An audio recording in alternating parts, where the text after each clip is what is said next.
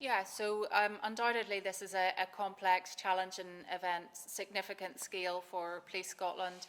Our priorities very much are focused around keeping communities safe, maximising public safety, making sure that we balance people's right to peaceful protest, and also making sure that we minimise disruption to communities across Scotland.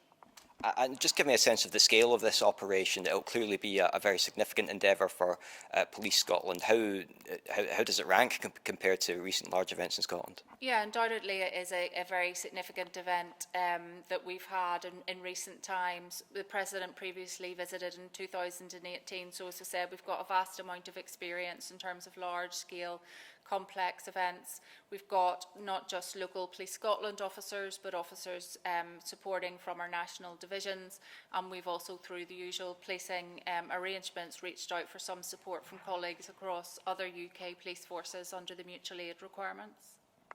And you'll no doubt have seen the concerns from the Scottish Police Federation around health and safety, around the length of time officers are going to be working. What can you do to mitigate that, and under what will no doubt be a very large operation? Yeah, so I recognise the concerns that the Federation have raised, and I'm confident that the issues are being resolved in conjunction and consultation with the Federation.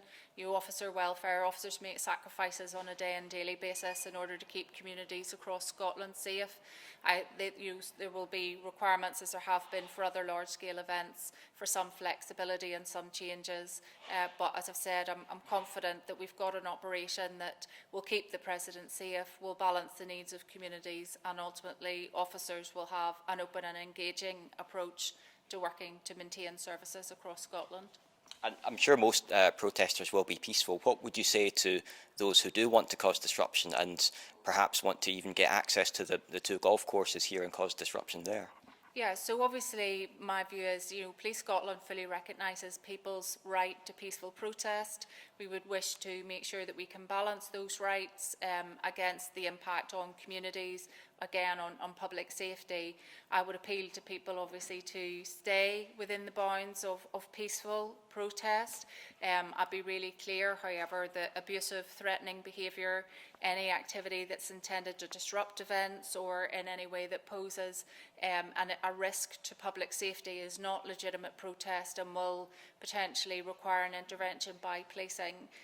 But if anybody does intend to exercise the right to protest, please speak to Police Scotland, reach out.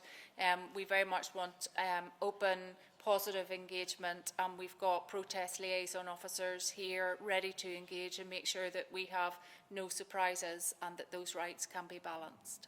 And I'm also just wondering what the working relationship is like between Police Scotland and the Secret Service. It's not the first time the President's come to Scotland. He has a bit of a relationship with this country.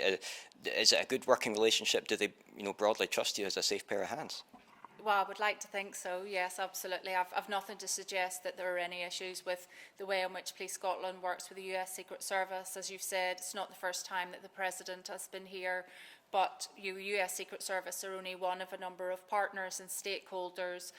We're working with a whole range of people, including local authorities, Transport Scotland and others, to make sure that we ultimately deliver an event that keeps communities safe, balances people's right to peaceful protest, but also makes sure that we minimise disruption to wider communities.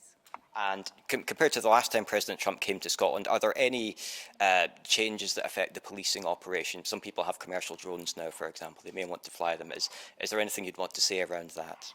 Yeah, well, we recognise that obviously it was 2018 since the President was last here. We're in a slightly different geopolitical context. We very much as Police Scotland have an effective plan in place to make sure that we can keep the President safe. There will be some restrictions that obviously will be made known at the time of the event, and I would just appeal to people to respect those restrictions. They're not just there for the President's safety, but they're also there for the wider community safety, and if anybody has any concerns, please contact the police and we'd be more than happy to address or clarify. Our web page is also a really good source of information for anybody that might need any guidance, but ultimately my simple ask is for people to stay within the law. I've got youth groups all over the place. So the sale trainee manager, Holly, got in touch and was like, I want to get as much info as possible. So that's my job. So we are promoting this as a venture. Yeah, so Holly came to all our youth groups and she spoke to all the happens outside your comfort zone. So even when I get nervous on residential trips, they'll say it to me. So I've got to do it too. So seeing them being a part of this. So we've been screaming at it. So he'd met, I've been involved since last year, so Dylan messaged me to say that I knew anything to do with the tall ships, so I'm like, absolutely, so he's been aboard since October, I've been aboard since last springtime, and I've been first last week, so I was asked to get involved to do the trainees, the volunteers from it's amazing coffee. They'll be delighted to have this. And we saw, we saw dolphins. Yeah, they've got binoculars, that's the key attraction of it, is you can watch the dolphins, so it's a great vessel for our team to return home. It's very, very exciting. Here's another one coming here, guys. Are just non-stop working. Oh, they're so bonny, they're so clean. There's quite a few. There's not too many. If we've got our cattle boat, they all have to test my Go for it. Go to it.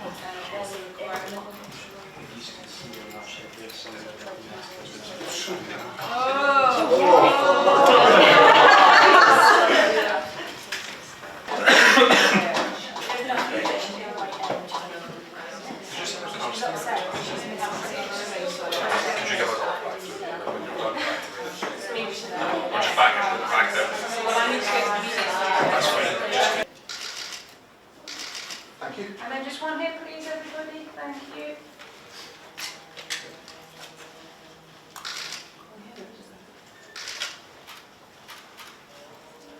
They do a blessing every time the boat comes. Have you heard them? They bless every ship. So Bless.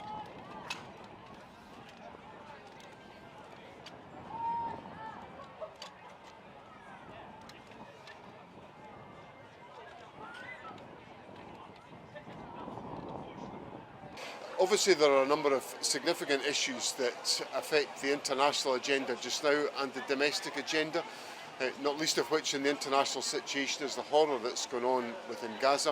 And then domestically, obviously, the economic relationships between Scotland and the United States are of great significance, particularly in relation to the situation affecting Scotch whisky, which is very much on my priority list to make sure that I use every opportunity I can to protect and promote the interests of Scotland.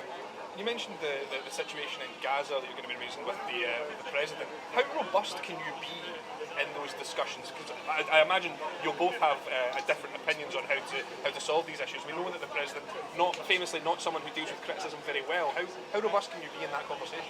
Obviously there are different opinions held by individual different political leaders, and my duty is to make sure I set out my perspective, the point of view of our country and those that I represent, and also that I use every opportunity to protect and to promote the interests of Scotland. And that's exactly why I think it's important that I meet President Trump and that I take forward our visit and our discussion on that basis. We know that this is going to be a massive policing operation. Obviously, Police Scotland have sought help from PSNI to cover that. How much is this going to cost, do you think, and is the Scottish Government willing to meet those costs? Obviously there will be policing costs and other costs arising from the visit of President Trump.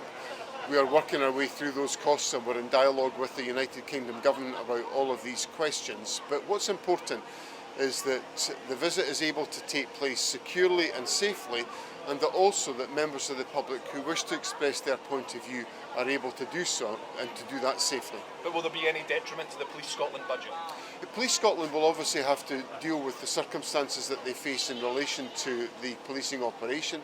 They are seeking mutual aid because the scale of the operation that is requires additional resources that couldn't ordinarily be justified in Scotland's circumstances.